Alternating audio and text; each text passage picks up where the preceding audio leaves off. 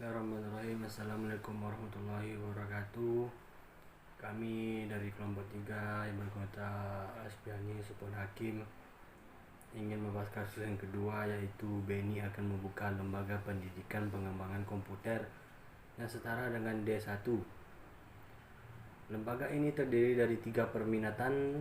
Yang pertama teknik informatika, yang kedua teknik komputer, dan yang ketiga yaitu rekayasa perangkat lunak. Di sini BNI akan menjadi pimpinan lembaga tersebut. Dan menurut saya yaitu yang pertama planning, membuka lembaga pendidikan komputer. Yang pertama yaitu ada syarat mendirikan lembaga pendidikan komputer. Syaratnya itu ada pula pembagiannya, yaitu mengisi formulir telah disediakan di kantor suku dinas. Yang kedua, melampirkan fotokopi KTP baik pemilik atau penyelenggara maupun penanggung jawab teknis edukatif. Yang ketiga, melampirkan fotokopi ijazah bagi pemilik, penyelenggara, penanggung jawab teknis edukatif maupun tenaga pendidik. Yang keempat, melampirkan kurikulum jenis kursus yang bersangkutan. Yang kelima, melampirkan tata tertib lembaga pendidikan tersebut. Yang keenam, melampirkan dana atau peta lokasi lembaga tersebut. Yang ketujuh, melampirkan fotokopi akta notaris bagi berbentuk yayasan. Yang ke-8, melampirkan daftar riwayat hidup pemilik, penyelenggaraan dan penanggung jawab teknis edukatif.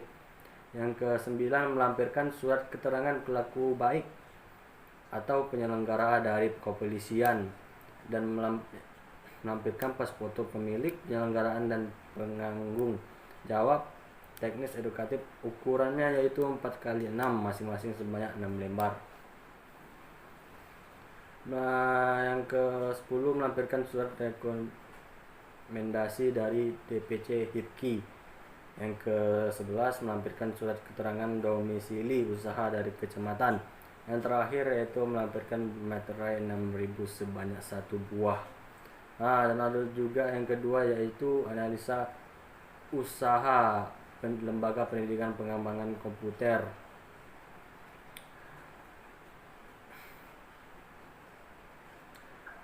Berdasarkan segmen tersebut, penyelenggaraan juga bisa melihat potensi paket aplikasi komputer apa saja yang sedang diminati oleh mahasiswa, atau bisa menyesuaikan dengan paket-paket aplikasi yang diajarkan di sekolah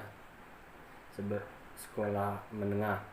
Untuk nominal biaya biasa dihitung sesuai kebutuhan material dan non-material yang dibutuhkan pada saat akan mendirikan lembaga.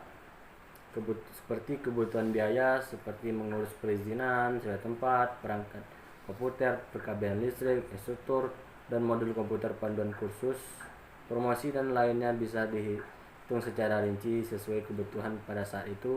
Untuk pemilih modal yang cukup bisa langsung mengakomodir semua kebutuhan material dan material lainnya. Yang ketiga, ada proposal usaha pendidikan pengembangan komputer. Untuk mendirikan usaha lembaga pendidikan pengembangan komputer diperlukan proposal usaha. Proposal usaha memiliki arti penting bagi wirausaha sebagai pernyataan atau legitimasi calon wirausaha sebagai pemilik dan pemegang inisiatif dalam membuka usaha. Selain hal di atas, proposal usaha juga memiliki fungsi. Yang pertama yaitu referensi pengetahuan dan penguasaan bidang usaha yang akan dijalankan. Yang kedua, mewujudkan perkiraan prospek usaha. Yang ketiga, yang terakhir, tolak ukur dan panduan pelaksanaan kegiatan. Yang keempat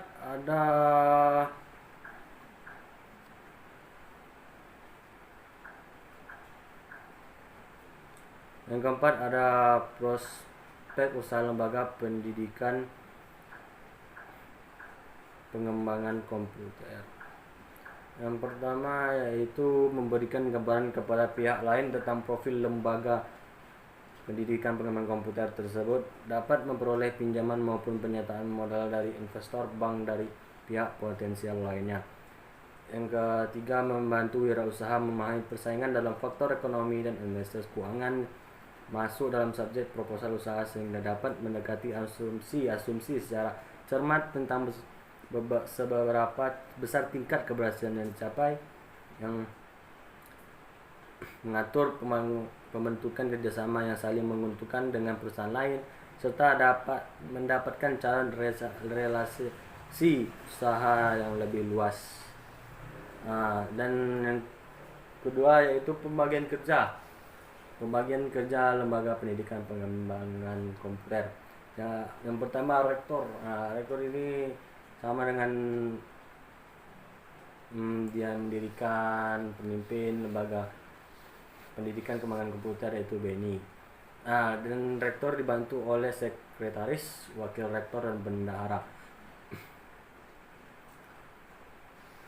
Dan di bawah itu ada juga dekan teknik informatika sesuai dengan 3 jurusan tadi, yaitu dekan teknik informatika, wakil dekan teknik informatika, dan dekan teknik informatika dibantu oleh wakil dekan teknik informatika, dan dekan rekayasa perangkat lunak dibantu oleh wakil dekan rekayasa perangkat lunak, dan ada mahasiswa.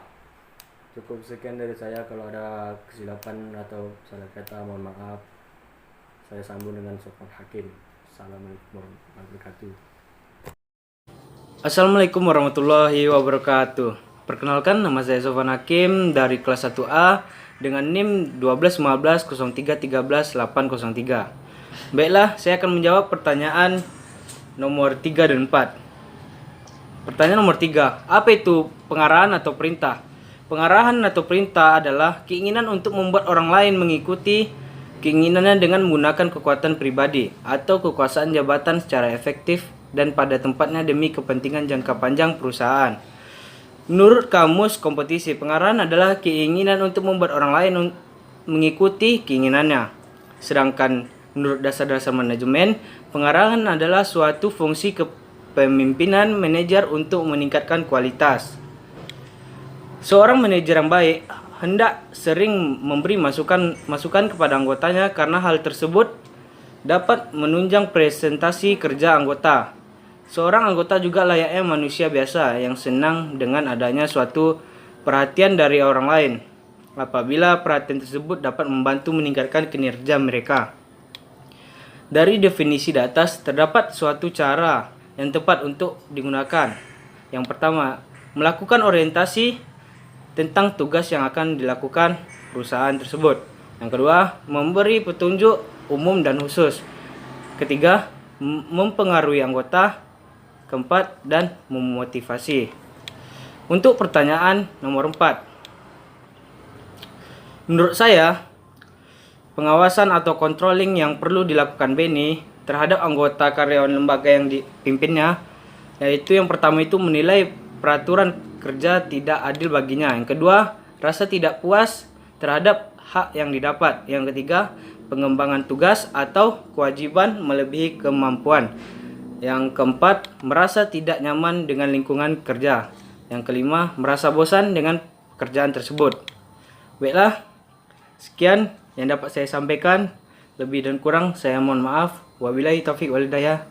Wassalamualaikum warahmatullahi wabarakatuh.